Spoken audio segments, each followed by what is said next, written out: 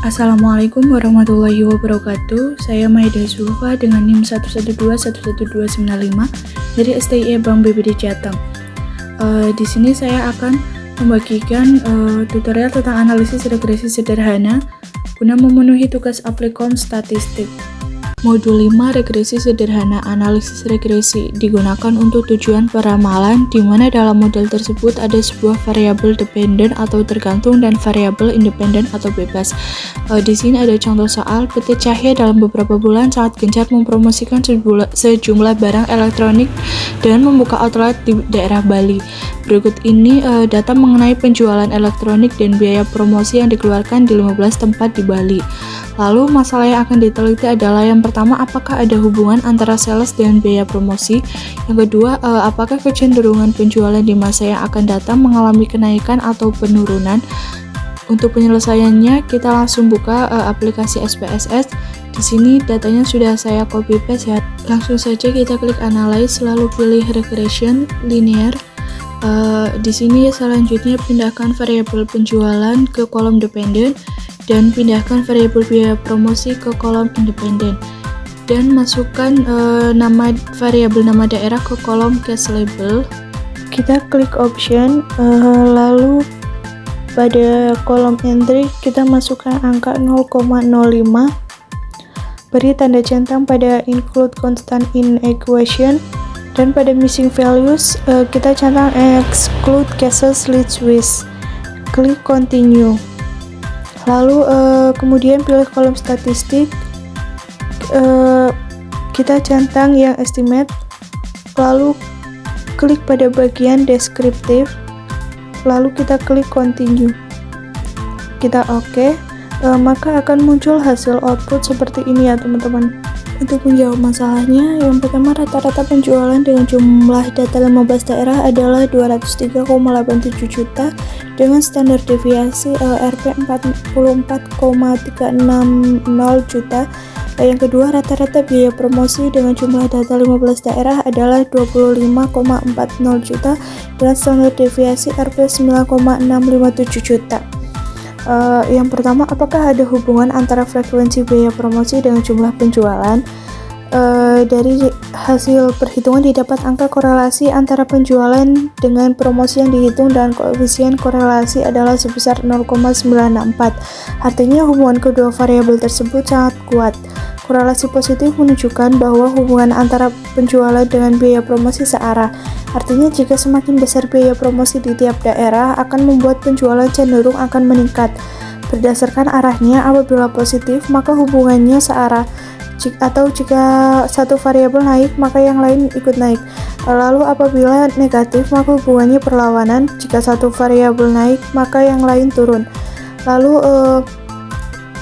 untuk melihat hubungan antara variabel biaya promosi dengan penjualan signifikan atau tidak dapat dilihat dari angka probabilitas signya sebesar 0,00 yang lebih kecil dari 0,05. Ketentuan mengatakan jika angka probabilitas kurang dari 0,05 maka ada hubungan yang signifikan antara kedua variabel tersebut dan sebaliknya. Lalu untuk menjawab yang kedua, apakah kecenderungan penjualan di masa yang akan datang mengalami kenaikan atau penurunan? Di sini menggunakan cara perhitungan yaitu dengan rumus Y sama dengan A plus BX.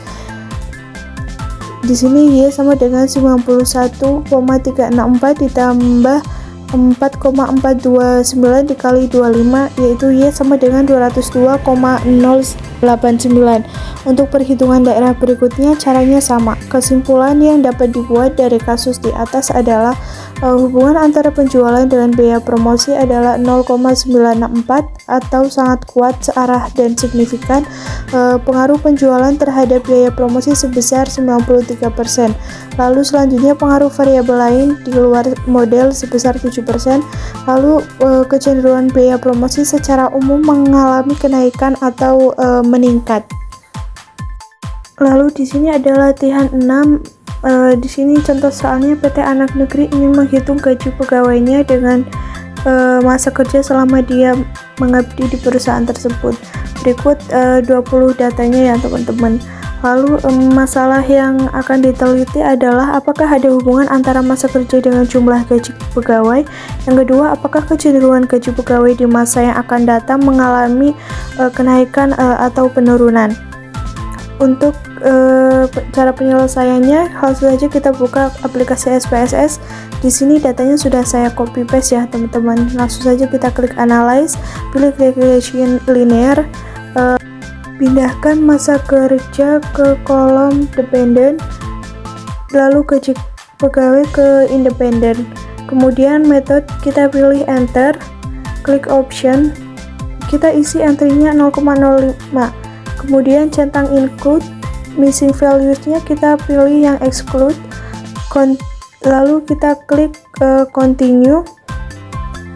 Setelah itu kita klik statistik, kita centang estimates dan descriptive, continue, lalu oke. Maka akan muncul hasil output seperti ini ya. Terdapat 6 tabel. Apakah ada hubungan antara masa kerja dan gaji pegawai? Maka lihat terlebih dahulu pada tabel descriptive, statistik, dan correlation. Maka didapat rata-rata masa kerja dengan jumlah 20 data adalah 8,70 dengan standar deviasi 3,895 dan rata-rata gaji pegawai adalah 675,00 dengan standar deviasi 213,060. Dari hasil perhitungan didapatkan angka korelasi antara masa kerja dengan gaji pegawai yang dihitung dengan koefisien korelasi adalah 0,926, yang artinya hubungan kedua variabel tersebut sangat kuat. Korelasi positif menunjukkan bahwa hubungan antara masa kerja dengan gaji pegawai searah. Lalu untuk menjawab masalah kedua, dapat menggunakan rumus Y sama dengan A plus BX. Untuk menghitungnya menggunakan tabel koefisien, maka Y sama dengan min 2,26 ditambah 0,017. Kesimpulannya, hubungan antara masa kerja dengan gaji pegawai yaitu 0,926 atau sangat kuat, searah, dan signifikan. Kemudian pengaruh masa kerja terhadap gaji pegawai sebesar 93%. Kemudian pengaruh variabel lain di luar model sebesar 7%, dan kecenderungan gaji pegawai secara umum mengalami kenaikan atau meningkat. Sekian video dari saya. Apabila ada salah kata atau kekurangan, mohon maaf. Semoga video ini bermanfaat. Wassalamualaikum warahmatullahi wabarakatuh.